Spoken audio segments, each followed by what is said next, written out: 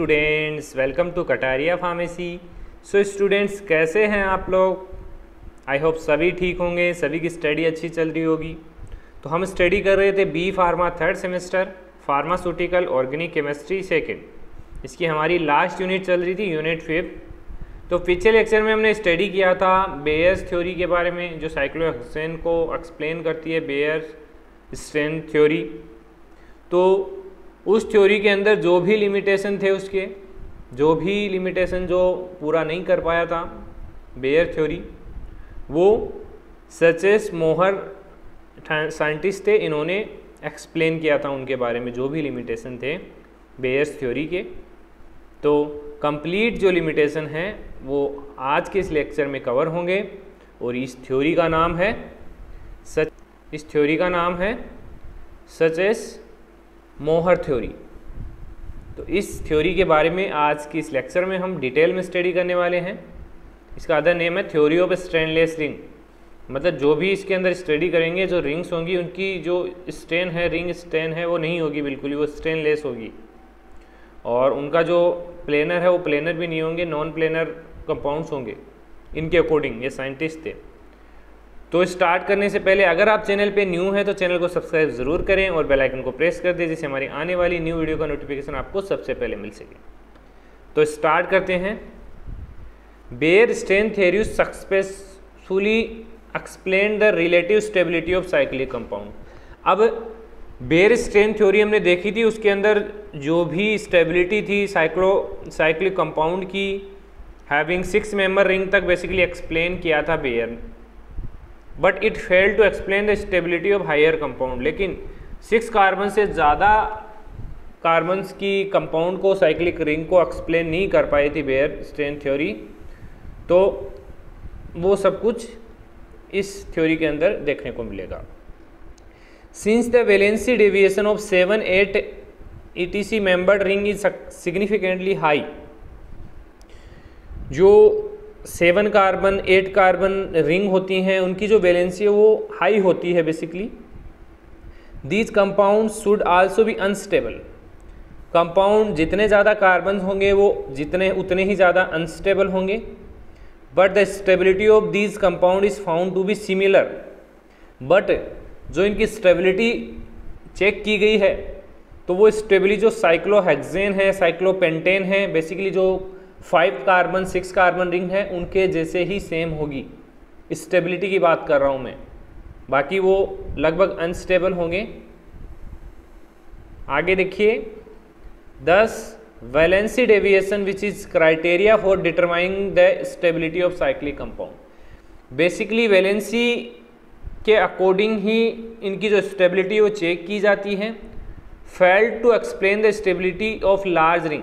Basically ये जो method है वो लार्ज रिंग में फेल हो जाता है जब उसकी स्टेबिलिटी हम निकालते हैं लार्ज रिंग की, about 6 carbon.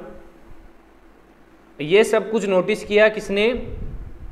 This was notice by Sachse who propose that 6 और more membered ring are not planar but punctured. ये लाइन बेयर्स थ्योरी के लिमिटेशन के अंदर लिखी हुई है, आप जाके चेक कर लेना। ये चीज़ें बेयर्स थ्योरी में नहीं समझा पाए थे, तो सचेस ने इसको देखा, प्रपोज दैट 6 और more member ring are not planar, planar नहीं होगी बट पंक्चर्ड होगी। The carbon atom lie in different plane. लेकिन अकॉर्डिंग टू बेयर्स वो सेम प्लेनर में थे, सभी प्लेनर मॉलिक्यूल्स थे, लेकिन यहाँ पे क्या होगा? डिफरेंट प्लेन होगा। Thus the normal valency angle is retain and the ring become stainless ring, और रिंग स्टेनलेस रिंग होगी। ये किसने समझाया? सचेस मोहर ने, कि कार्बन्स प्लेनर नहीं होंगे और इनकी जो एंगल्स हैं मतलब बेसिकली स्टेनलेस रिंग होगी। एग्जाम्पल दिया गया है 2 स्टेनलेस रिंग का। 2 stainless ring multiplanar conformation of cyclohexane. Cyclohexane के 2 एग्जाम्पल हैं। बेसिकली मोर स्टेबल चेयर, एक चेयर टाइप की स्ट्रक्चर है, वो मोर स्टेबल होगी as compare to boat like structure. The stability of twist boat conformer is less than that the chair by 5.5 kilo calorie mole. जो stability का difference आने वाला है, देखिए दो स्ट्रक्चर हैं, एक चेयर स्ट्रक्चर है जेड फॉर्म, एक बोट स्ट्रक्चर है। तो बेसिकली चेयर फॉर्म इसमें सबसे ज़्यादा स्टेबल होगी मोर देन बोट स्ट्रक्चर।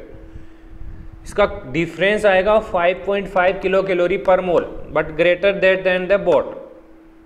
इतना ग्रेटर इसका स्टेबिलिटी ज़्यादा होने चाहिए। यही है क्योंकि इसमें जो कुछ कार्बन है वो प्लेनर दिखाई दे रहे हैं, बाकी जेड जो स्ट्रक्चर है, चेयर स्ट्रक्चर है, इसके अंदर कोई भी कार्बन प्लेनर नहीं है, सभी डिफरेंट प्लेन में स्टेनलेस रिंग है।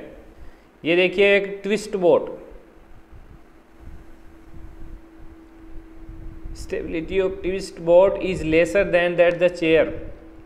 और देखिए सबसे ज़्यादा स्टेबिलिटी इसमें होगी चेयर फॉर्म की, देन होगी बोट एंड देन होगी लास्ट होगी ट्विस्ट बोट, क्योंकि इसमें लगभग बॉन्ड एंगल सेम दिखाई दे रहा है। तो ये है हमारा सच एज मोहर थ्योरी। जैसे बेयर थ्योरी इंपॉर्टेंट है वैसे ही ये भी इंपॉर्टेंट है। दोनों को अच्छे से प्रिपेयर करना, ज़्यादातर चांस है बेयर थ्योरी के आने के, बाकी इसको भी आपको अच्छे से प्रिपेयर करना है।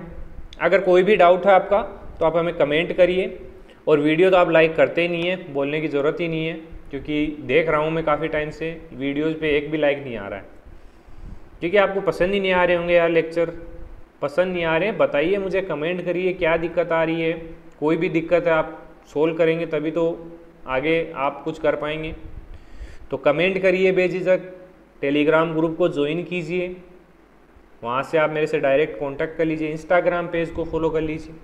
कुछ तो करिए आप, स्टडी तो करनी ही करनी पड़ेगी आपको, चाहे मैं बोलूँ या नहीं बोलूँ, क्योंकि एग्ज़ाम आपको पास करना है।